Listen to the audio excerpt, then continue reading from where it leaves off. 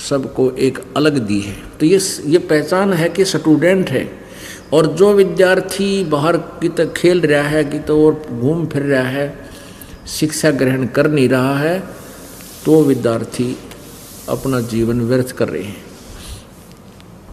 तो आप जब बच्चे को स्कूल भेजते हो तो उसके साथ एक तो पानी की बोतल दोगे, अगले बेटा बेटी प्यास लगे तो ये पीना, बढ़िया कपड़े। घर पर आ जाते हैं तो कहते तुम अपना नहाओ धो और अपने स्कूल का कार्य करो, कोई काम नहीं, बैठ जाओ।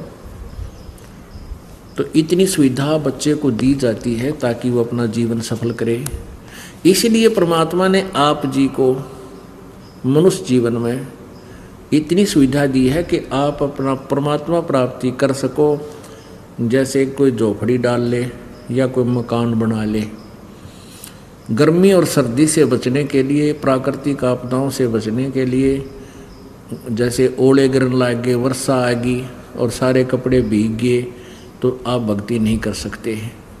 वो ज़्यादा सर्दी सतावे, बैठे रहो। अब आपको परमात्मा ने बुद्धि दी है कि आप अपना गर्मी सर्दी से बचने के लिए कैसा भी जैसा भी आपकी परमात्मा ने व्यवस्था दी है, अपना कोई झोपड़ा डालो, मकान बना लो, बढ़िया घटिया जैसा भी। उसका उद्देश्य ये है कि गर्मी सर्दी से बचाओगा आपको। फिर गर्मी सर्दी से बच करके आप भक्ति करो, परमात्मा ने याद करो। आपको दिमाग दिया, माइंड दिया है कि आप कहीं कमाई करके, कोई रोजगार करके या खेती क्यारी करके अपना पेट गुजारा कर सकते हो। और फिर साथ में समय पर रोटी खा सकते हो, समय पर पानी पी सकते हो। गर्मी सर्दी से बचने के लिए पतले मोटे कपड़े भी आप प्राप्त कर सकते हो। और ये सब प्राप्त करके फिर मालिक बचो। ये इसलिए आपको बुद्धि दी है कि आप सब आपदाओं से बचकर अपने मालिक ने याद कर सकते हो, परमात्मा की भक्ति कर सकते हो। आपको सुंदर शरीर दिया है, आपको बुद्धि दी है। तो ये अगर नहीं करोगे तो फिर क्या कहते हैं, नर से ती तो पसवा की जय गद्दा बैल बनाई, और ये 56 बहु कामन बोरे कि कुरडी चढ़ने जाए। अपने आत्मा जब तक इस काल के त्रिगुणमयी माया जो काल ने इस ब्रह्मांड रूपी कुएं में डाल रखी है, जब तक आपका ये नशा नहीं उतरेगा तब तक आपको ये वचन असर नहीं करेंगे। इतना असर नहीं करेंगे जितना करना चाहिए। अब जैसे परमात्मा कहते हैं, कबीर ये माया अटपटी, कबीर ये माया अटपटी, सब घट आने अड़ी, किस किस को समझाऊं या कुएं भांग पड़ी। अब परमात्मा क्या बताते हैं कि इस 21 ब्रह्मांड रूपी कुएं में इस काल भगवान ने बिना तोल मोल की भांग गेर दी, और जिसने भी, सभी ने इस कुएं का जल पी रखा है, जिसमें 2 क्विंटल भांग गेर रखी हो गोट के, और सभी ने उस कुएं का जल पी रखा है। तो सबकी एक जैसी गतिविधि और एक जैसी सब एक्टिंग और विचारधारा होती है, एक जैसी उनकी गतिविधि होती है।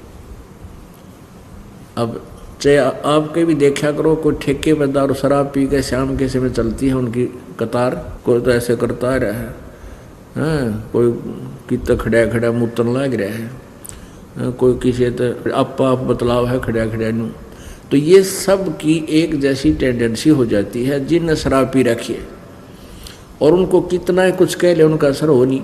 सुने जाएंगे, नो देखे जाएंगे, सुनते रहेंगे, कोई गतिविधि नहीं करेंगे वह। तो जब तक हमारे ऊपर ये भांग का नशा है, हम सत्संग के विचार भी सुनते रहते हैं और सारा कुछ करते हैं, लेकिन हमारे अंदर वो जगह नहीं बनती। अब कई क्या कहते हैं कि भाई फलाना व्यक्ति बड़ा अच्छा प्रवचन करता है। पहले क्या देखा करता है, ये दास की एक मंडली इकट्ठी हो जाती, 5-7 गाने बजाने वालों की, अपना अखतारा ले लेते, कोई गढ़वे बांध लेते और वो फिर सत्संग कराया करते, शब्द गाते। वो 3-4 दिन होते ना गाने वाले, वो कहता 2 शब्द ये गाएंगे, दो दूसरे गाओगे, दो तीसरे, दो चौथे, नो ऐसे 5, 2 फिर दूसरे टर्न में फिर 2 शब्द फिर गाओगे। तो श्रोता क्या कहा करते थे, भाई इसकी आवाज़ बहुत सुरीली भाई, तो फिर और सुनाओ, आप 2 शब्द और सुनाओ। या डिमांड न्यारी होया करती उनके लिए। दास जब इस नाम से जुड़ा ही था और परमात्मा ने उनके सब के ये दिखाने थे वो क्या क्रिया करते हैं, तो वहाँ जाता था। नाम देने का आदेश तब तक इस दास को नहीं था।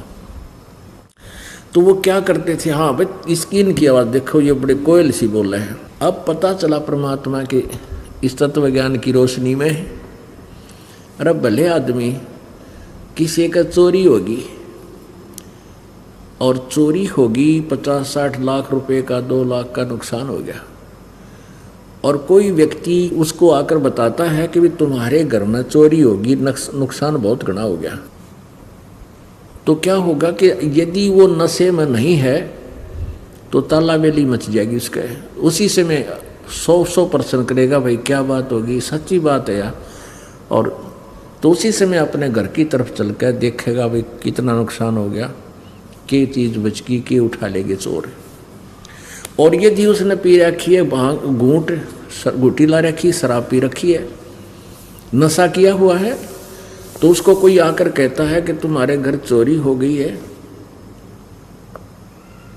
तो वो कोई गतिविधि नहीं करता, सुनता है चोरी हो गई है। फिर दूसरा आता है, मान ले शराबी, उसका शराबी आ जाता है और वो कहता है, उसको भी पता लग गया इसका चोरी होगी, तो वो कहता है शराबी, दूसरा शराबी क्या कहता है, चोरी हो गई, चोरी हो गई, आपका चोरी हो गई। और वो भी ने कहा चोरी हो गई, और वो तो जिसका चोरी हो रही है ने कहा, हाँ देख ये बहुत अच्छा गाना, इसकी आवाज़ बड़ी सुरीली है, ये सही बहुत अच्छा प्यारा लगता है। अब बोले ये पता लग गया, वो तो सारे हैं कि भांग पी रहे थे, वो गणिए भी और सुनिए भी।